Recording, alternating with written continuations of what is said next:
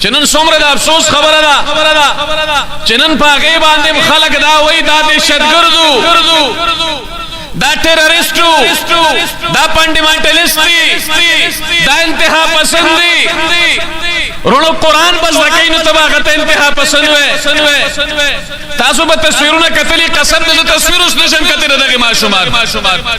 خپل سپین پټکی دې کمنه هغه ورته ور پسر کړل شوی پلین کې کینولې دي او دغه سره سند د قرآن پاک دې کمنه نو مخه د پلاس کې پروت دی او بیا دغه بدبخت راوي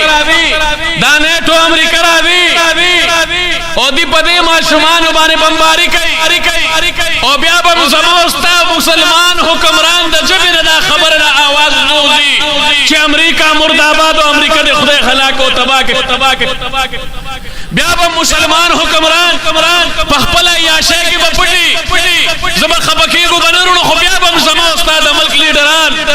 بیا به داغي په خله کې د غجب دي کوم نه غونګي او د دې طالب العلم د پاره د دې حافظ د پاره د دې شهید د پاره د आवाज کدرې دي کوم نه غځکه نه جوړتولې چې دی وای چې بیا ماته د امریکای نه دي کوم نه خطر زما محترم ورو ډېر افسوس خبره ده رسول الله صلی الله علیه وسلم خو فرمایلیو المسلم اخو المسلم المؤمن كجسد الواحد فشان دا یو جسم دی اذا اشتكى رأسه اشتكى كله واذا اشتكى عينه اشتكى كله نبی علیہ السلام کو فرمائی یو جسد دی یو جسد کہ پسر کے درد ټول بدن پر لړزان دی کہ پسترګه کې درد ټول بدن پر لړزان دی نن کده کندوز دغه ماشومان بچی یو نیم سل ماشومان بچی کتره د قرآن حافظان د بخاری او د مسلم عالمان الحمدلله نن پاغي باندې د ظالمان په بارود ورئی نن د ظالمان په ګولې ورئی او نن پاغي کې د خلک دا وای دا خلک په دې باندې سیاستونه کوي قسم دې ک په دې باندې سپورټ ورکوي زلزل ور کوي خو کم از کم یو ایمانی غیرت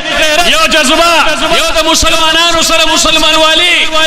مسلم ولی دا دې کم از کم موږ تاسو له غیرت پکار دي زموږ محترم ورونو خطیب صاحب خو دې دا پر اعلان وکړو زه خدا وایم که زموږ مشران دا اعلان کوي چې را پاسه د امریکای خلاف نن موږ د جهاد اعلان کوو زما دې په خدای قسمي زه هم جوړم باندې د زما دې کم د امریکای خلاف توي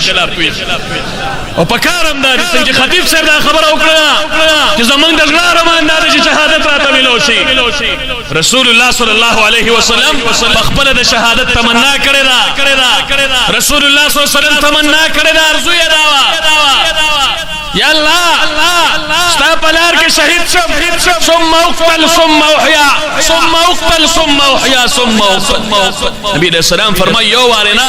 یو پیر شهید شم بیا ژوندې شم بیا شهید شم بیا ژوندې شم بیا شهید شم بیا ژوندې